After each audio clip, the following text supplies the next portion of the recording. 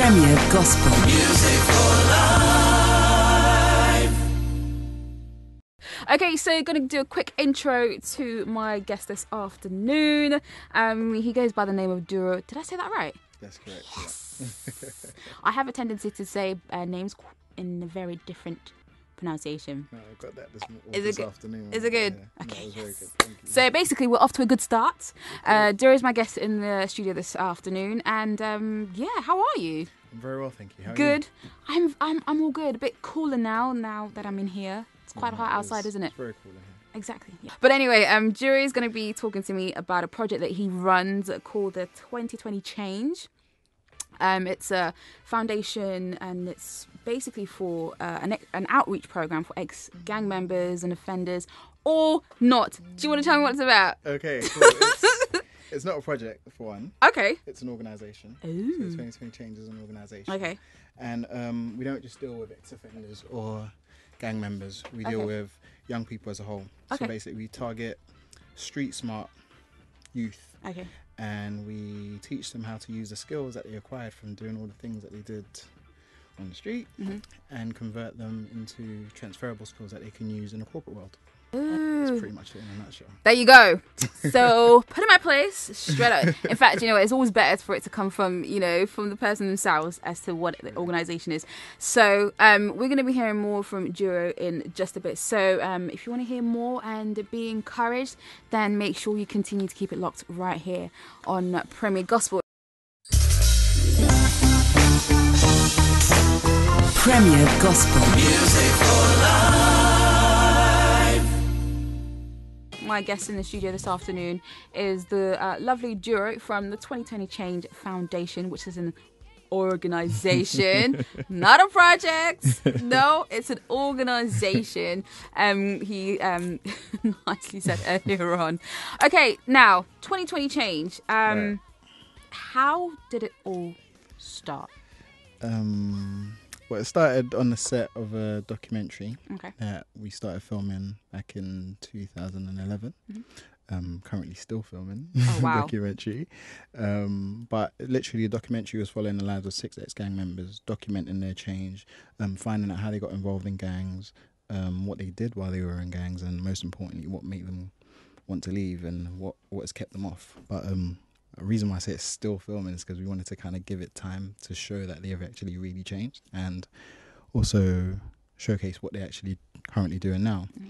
While filming the documentary, I realised that one thing that all of the young boys were saying, all the young guys were saying that they lacked was that kind of love and inspiration, nobody to kind of guide them and show them the way. So I felt like, yeah, that's actually true. Like, once we put the documentary out, we'll get to the government, let them know that, like, this is what you need to do, go to different places. And then I thought, that's not going to work, because if that would work, they would have done it already, so... Things would have been in a much different place by now. Exactly, if the government, exactly. So I decided that, I'm not just going to be like everybody else and point fingers at the government. I'm going to see what I can do, and also try and see if I can encourage other people to do the same thing as well. So if I'm working on change in my community, you can work on change in your community, and collectively we can change the world.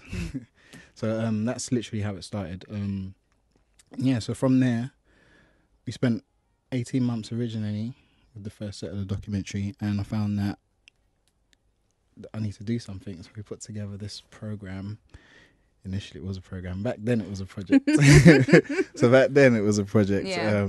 Literally decided to run a few workshops, teach young people about purpose, potential, their unique identity, and so it was still kind of sketchy then. I was still trying to get my ideas down on paper and implement them, and in 2013 we got incorporated, became an organisation. Congratulations. Thank Awesome. you very much. And since then we've just been in research and development, running a few pilots, launched our flagship program, the Gold Mine program, and that literally is just to help young people dig within themselves to find the hidden treasure within them and nurture that treasure and make it become something beautiful. There was one thing that you said, that that the boys that you deal with were lacking or wanted love. I'm just thinking to myself, like, how is it that love is that one thing that they are looking for? Like, and what makes them think they can find it with you guys? Is it because of your attention that you'll be giving them? That's the attention they don't get at home? Basically, a lot of what we found is the reason why a lot of young guys or young people get involved with gangs is just that sense of belonging. You know, they want to be part of something, and that gang, so to speak, then becomes their family. You know, they're willing to do anything for a fellow gang member to a certain extent. And that kind of love is not really seen anywhere else apart from within their little gang culture or within their little group or whatever. So we decided to create that same kind of bond, that same kind of brotherhood, that same kind of fellowship outside of the gang setting. So the same way you'd meet up with a gang and do something terrible or plan a crime or whatever, we'll now meet up together and plan something constructive, you know, help you get back into university, help you get back into college, help you start a business that you've always wanted to start. You know, a lot of young people have great, fantastic ideas, but they just don't know where to start. They don't know where to go. They don't know what to do. They don't know the first thing about business. They just have this idea and it remains just an idea. So we created this hub where you're free to share your ideas and we help you develop it and help you link you to people that will help you bring your dream to reality. So is it just for boys? Because, you know, No. I was going to say, because, like, you know, a lot of gang members that you see now are guys. But it seems to me that girls seem to be falling into that category now. It's like the rise for girls and gang cultures is slowly on the increase. Yeah, that's true. Basically, you know, we initially just launched it for boys. That was the first pilot that we set. We just had a group of boys and ran a program with them. It was very successful. But then we decided that while we were running that first pilot, we realised that, just like you were saying, that obviously the girls' involvement in gang culture was also females as well. Got a few females on our team as well to deliver programs and so on. And we just started expanding. So now it's not just for guys, but it's also for girls as well. So the same program that we deliver for the guys, we deliver to the girls as well. So to a certain extent, we have a guys program and a girls program, and then at some point towards the end of the program, we bring them together. Do you have some kind of like workshop where you teach the boys how to be men, yes, and the girls how to be women, like what it means to be a woman, what it is to appreciate yourself? It's quite interesting that you mentioned that, because we do teach etiquette classes. Oh, wow. Yeah. Brilliant. General etiquette, business and corporate etiquette as well. We have a workshop titled How to Be a Gentleman, and obviously one titled by How to Be a Lady. So we've got the perfect gentleman delivering the gentleman workshop, and we've got a proper lady delivering, like a proper lady, like drinks tea. You know? The tea. Yeah, could you introduce me, please? Because I want to meet one of those ladies. You'd have to sign up for that. Oh, really? Maybe go and commit a few things and then sign up afterwards. All right. What a great journey so far. Going to be talking more with Duro in just a bit. Premier Gospel Music for Life. My studio guest this afternoon is Duro from the 2020 Change. Just been talking about his organisation for helping young teenagers, young boys and girls getting their lives back on track. Now, as with any organisation, whatever you set up, there's always a story, there's always a journey with whoever set it up. So what's your story, and how did it all come about? My story. Well, in a nutshell, it's just literally about me helping people that were once in the position that I was in, talking about people that got caught up in the wrong things, got hanging around with the wrong people. You have academic ambition, academic drive, but because you don't want to be the nerd or the geek or whatever, you kind of relax so you can fit in with the bad boys, so you don't push yourself too much, you don't answer all the questions, you miss some out just so you don't get labelled. But it's just about promoting something positive now. It's just about, like, literally don't shy away from what you're good at, and it was opportunity for me to kind of give back to my community. I didn't want to wait until, like we were saying earlier on, until you're 40, 50 before you then turn around and say, oh, you want to help the community, you want to help young people. If you have something to give, you might as well start giving now. And the more people that I can help, the more people they'll be able to help in the same thing. So it's just kind of like a spiral effect. Because we were talking off air earlier on, and then I was saying to Duro that it's really refreshing to see younger men wanting to help the younger guys, because Why wait till you are in your 40s? Maybe certain circumstances, but like, you know, why wait till your 30s and 40s just to help out? Like, you know, if you see something that needs doing and you are like, I don't know, 21, 22, whatever, then I guess you got to start the ball rolling yourself and trying to do it rather than wait for the government, because the government, you know, how to say, they've got bigger fishes to fry that's and another everything. conversation. Yeah, exactly. Let's not go down that way. You know, they've got other things to do, but like, you know, if you can make that small change, you know, then it's then going to spiral into something bigger things and whatnot. Now, obviously, as your whole organization, now your faith background. Yeah. Now, did you grow up in the church? You know how you have your African mommy and daddies. You must go to church, otherwise no food on the table. So did you have a very strong upbringing in terms of your Christian faith? Yeah, I did. I was forced to go to church. So like we all were, I think, when we were younger. I was forced to go to church. So you just kind of have to go every Sunday without fail. Even if I go to church and sleep, as long as you're at church.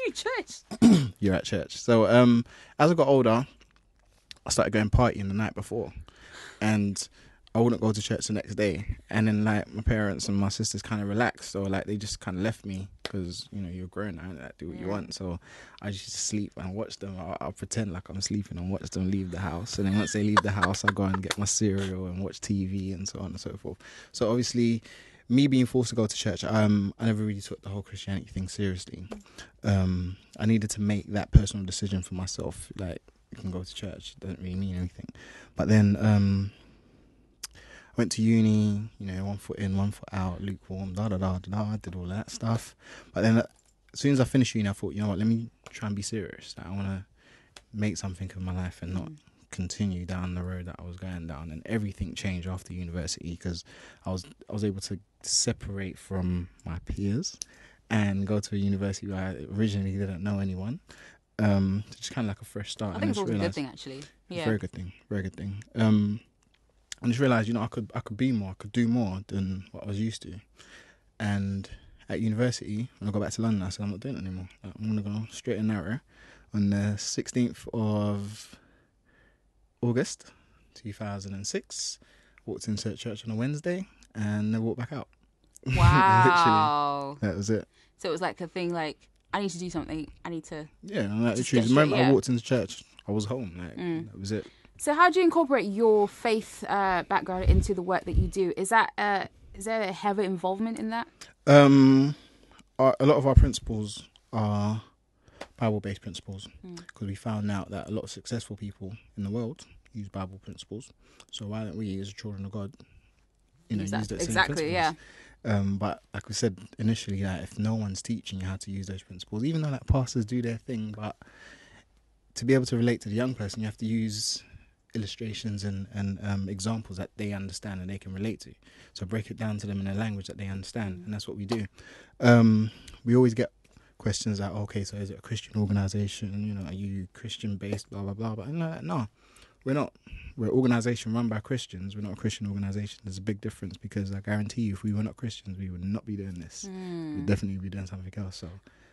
Yeah. So it helps and it works now. And how do the young ones take it when you are telling them, like, you know, this is what we believe? Do they take it on? Do they take it on board? They do take it on board, because it's evident in our lives. So it's like, if it's working for us, then it can work for you. You know, if you want to turn your life around, and we turn our life around, like, you know, you're going to listen to us and be like, okay, if they can do it, I can do it. And money is a major motivating factor. You know, a lot of young people get caught up in the wrong things because they want to make money. And if you can teach an individual a smart, successful, legitimate way to make money, chances are they're going to leave what they're doing and come down this way. It might take a little longer. I might need a bit more work, but you eventually get there, and it's yours. It's legitimate. You don't have to sweat every time you're driving your flashy car, or, you know, it's just no need to worry, basically. Yeah, you could go anywhere. You don't have beef with no one. You know, you could smile at police and... Yeah, just live life. So how do you think the church can get involved, or like be a part of such a thing, in terms of, like, you know, a lot of these young troublesome teens or ex-offenders? Like, how can the church be involved in it? Like, do you think they need to be involved in such a big role? Definitely the church has a major part to play in it. I feel like the church has somewhat kind of lost its way with young people, You know, they're set in their ways. They don't understand what's going on the ground. You know, a church leader or some youth leaders are not really with it. You know, they feel like a young person's this particular way, they get caught up in this, but things are changing and you have to kind of change with the times. You know, when I was growing up, majority of people didn't have phones, they didn't have access to, there was no social media, but now there's so many different distractions, so many things calling for young people's attention. How is the church combating that? You know, what are they actually doing to ensure that young people are building their own kind of a personal relationship with Christ? You know, and it's important that they start to see things differently and start doing things differently. In terms of what we do, excuse me, in terms of what we do and how they can support that, it's a case where, you know, we're open to come into churches to run workshops, introductory workshops. If you have some troubled youth, or even just youth in general, it's just about like literally opening their mind and exploring different ways of thinking, different ways of looking at things, different ways of processing information and finding out what they want to do.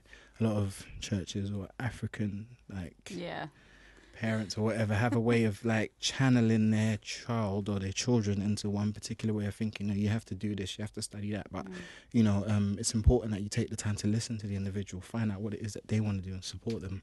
You know, look at ways, because the child will respond more if you're supporting what they want to do rather than you trying to force them to do what you want to do.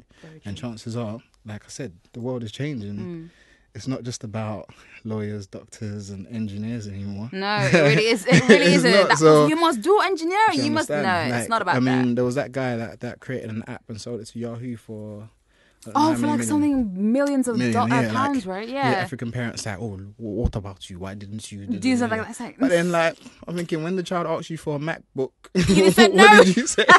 You know, what's that? What's exactly. So, like, you look at ways that you can support. If you look at that young individual and his parents and how they supported him, they provided him with, you know, things that he needed to sort out his career path. But with African parents, they don't really think like that. You know, to them, read your book, study your book, which is good. Obviously, education is one thing that we always teach. Education is basically the baseline for everything. That's the best foundation you can start on, but don't stop there. You know, there's more, like, you know, what your interests. And then, you know, if a parent or youth leader or church leader takes an interest in the young people and, you know, they can bring in new ideas. It's important for us to listen to young people because they have a different way of looking at things. A lot of grown-ups are kind of stuck in their ways, one-track mind, but a young person's just open to new ideas. So it's moving forward. It's good to like listen to them and try and reason out what they're saying. Yeah. Awesome. We're just going to quickly round up with the interview and just ask about the success stories of the organisation, because I think it's going to be very interesting to find out, like, you know, how many kids, young ones. Let me not say kids, because I'm not a kid. No. How many young ones have, you know, gone to do greater things and that are excelling and that continue to keep it locked right here on Premier Gospel. Premier Gospel. Music for life. Now, I've had a lovely guest this afternoon, Duro, who has been talking about his organisation 2020 Change and helping young adults sort of getting themselves back on the narrow and straight and helping them to become better men and better women as well, and using like the little skills that they've used, but use it for the better and to, you know, to apply themselves in community. Now, as with every organisation and things that people set up to make change, there's got to be some success stories.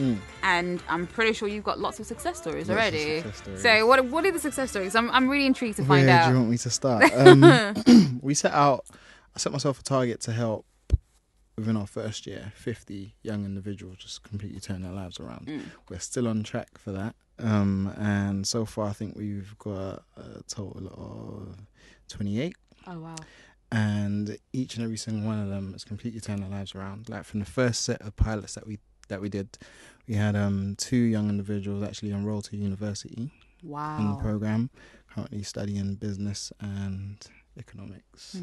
And we started 3 businesses as a result of that pilot, and one of the individuals also started working as well, and we're still helping him develop his business idea as well.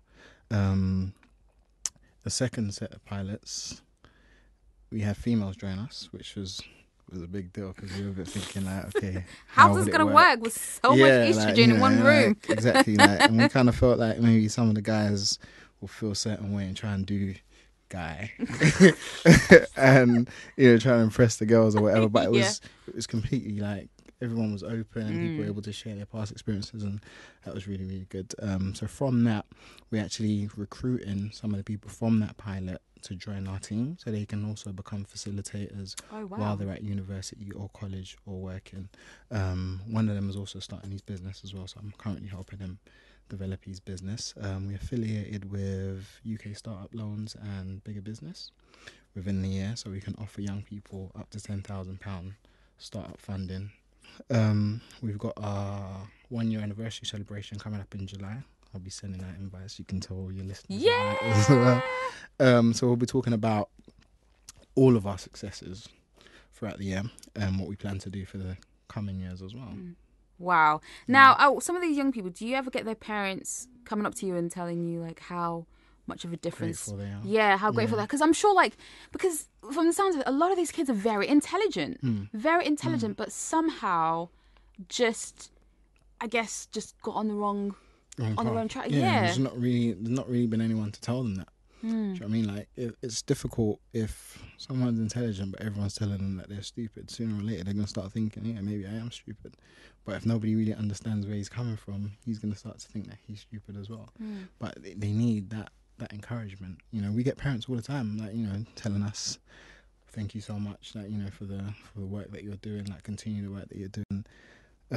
We even get parents that their children are not enrolled on the program or whatever. Like, like some woman, she's actually from my church. She used to give me like monthly donations. Wow. This is even before we were incorporated and that. Like, she just loved the idea and loved what we were about and what we were doing. And she was just like, how can I help? Like, her child is, I think, 11. And she's just concerned about the future. And she's just thinking, like, if she can support the kind of work that we're doing from an early stage, so to help more and more young people come off it and kind of deter them from getting involved in it in the first place, why not?